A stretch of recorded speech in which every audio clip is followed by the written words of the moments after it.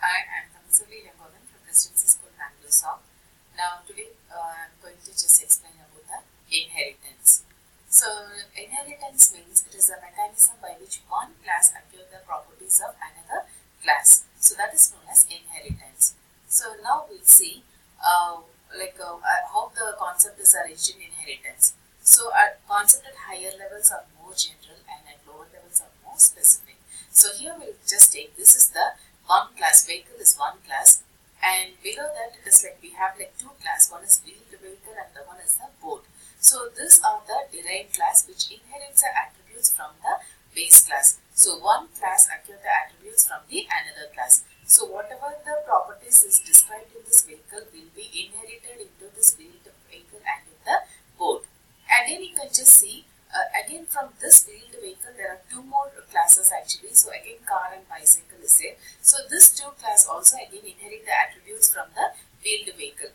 Already wheeled vehicle will be having the attributes of the vehicle. So now what happens, car and bicycle will be having the wheeled as well as the vehicle. Then again under car you can just see two-door and four-door. So this two-door will be having car, wheeled vehicle and the base class and the vehicle. So all the attributes will be in this two-door. So this is the inheritance. So a class inherits the attributes from the old class. That is known as the inheritance. Now we'll just see what is inheritance. Yeah, the mechanism by which one class acquires the properties of another class. So the class which is like on top, which is known as the superclass, or it is also called as the base class, and the below class is called as the subclass, or it is also called as the like a derived class. Then we'll just see the advantages of the inheritance. So what happens since one class is inheriting the attributes from another class? So the reuse, like you need not rewrite the code again and again. So you can reuse the method and data of the existing class, and you can extend the existing class by adding new data and new methods, and you also can modify the existing class by overloading this method with your own implementation. So these are some of the advantages of inheritance. Now let us see the general format of the inheritance, the concept. So the syntax for that is class, the derived name, class, the derived name, colon should be given, access specifier. So access specifier is nothing but the private, public or protected. So the access specifier has to be mentioned here and the base class. So now what happens, the derived class is inheriting the attributes from the base class. So this is the meaning of this syntax. For example, if the base class name is my class and the derived class sample is sample, then this can be specified as class, and I told you like the derived class name is sample, so it should be given as sample and colon, public and the base class name. So this is how we have to use the syntax for inheriting the attributes. And here we have just given as public. So what happens? All the attributes, that is the public and the protected variable of the base class, will be inherited into the class sample. That's the meaning of this access specifier. Now we'll just see other two type actually, protected and private inheritance. So here class X, so this becomes a derived class colon, and it's inheriting the attributes from the base class Y.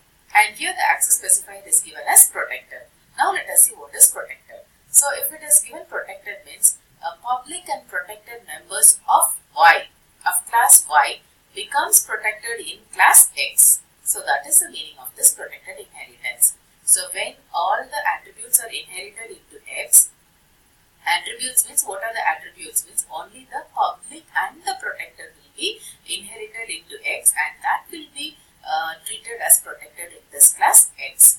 And same way in the place of protected, if it is given private, then what happens? The public and the protected members of Y will become private in class X. So that is how it is treated. So, and if I am not specifying any access specifier here, then by default it becomes private. Then next we will see the types of inheritance. So first is single level inheritance. So single means it's only one base class and one derived class. So employee and manager, here the manager will just inherit the attributes from the employee class. So this is treated as a base class, it is also called as a superclass, and this is a manager, it is a subclass, and it is also called as a derived class. Then next one is the multi-level inheritance. So in multi-level inheritance, a class inherits its properties from another derived class. So for example, here you can just see it's a base class and B is a subclass. Here it inherits the attributes from B. Again, you can just see here one more class which is under B. So C is inheriting the attributes from B. So now what happens? Like derived class, it is just inheriting the attribute from the derived class. So this becomes a subclass of A and base class of C. So this is how it is done.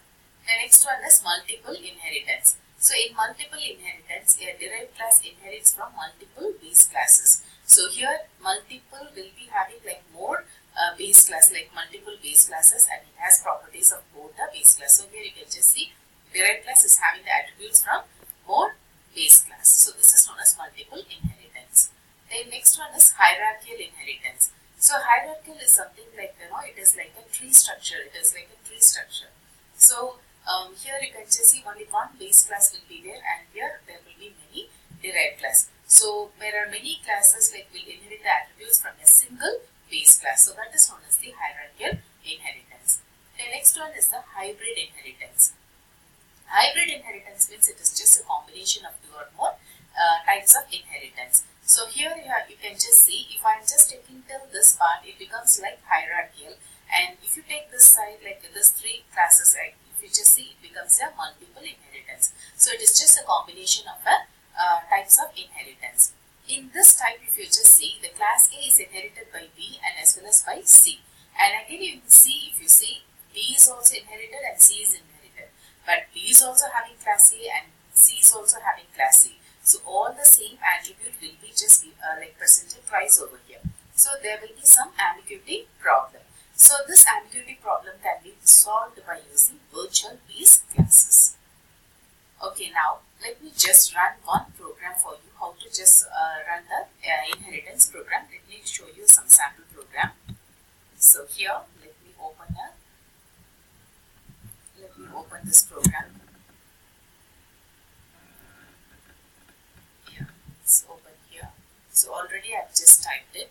So let me go here. First I have just included the header file and have given the base class name as base, and have declared only one variable, and I haven't given any data type over here, so it becomes a default private. By default it becomes a private. Under public I have given only base class one function, and this function has to display one statement, that is the base class. And then next you can just see there is another one more class which is called derived. Here you can just see derived public base. So in the access specifier I have given as public. So what happens here, the protected and the public member will become a public in this derived class. So I'm sorry, the public will not change anything. So protected will be treated as protected here, and the public will be treated as public in the derived class. So now under this derived, I have only one member function, that is a derived function, which is to display only the derived class. Then I'm having a main function. So here, since the base class function members are inherited into the derived class, I need not create an object for the base class. So it's fine if I just create an object for the derived class. So derived D I have created, so this is an object, and D dot I have to invoke the member functions, which is present in one in the base class and the one is a derived class. So how to invoke means I have to use the object and the dot operator and the member function to invoke. The same thing I have used for the derived class. This is how I have done. So now let me just compile it. So it is success. Now let me run. So I should get like two output, that is the base class and the derived class. So this is how we have to just do the program, inheritance program.